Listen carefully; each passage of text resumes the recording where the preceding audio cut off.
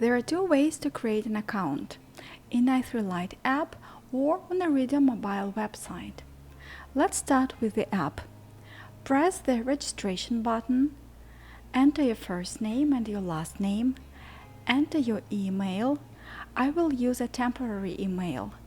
Think of a password.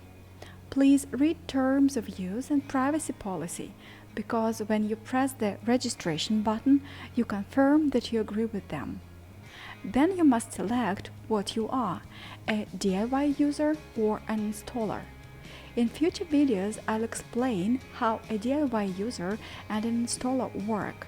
But in short, an installer has a company or business that installs smart homes, and projects are created on commercial basis.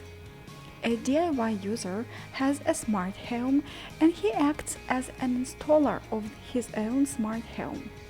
A DIY user creates a project and controls it. Now I'll select the installer button.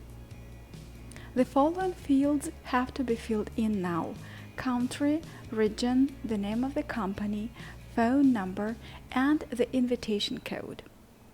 The invitation code is entered if you were given it by one of our authorized partners.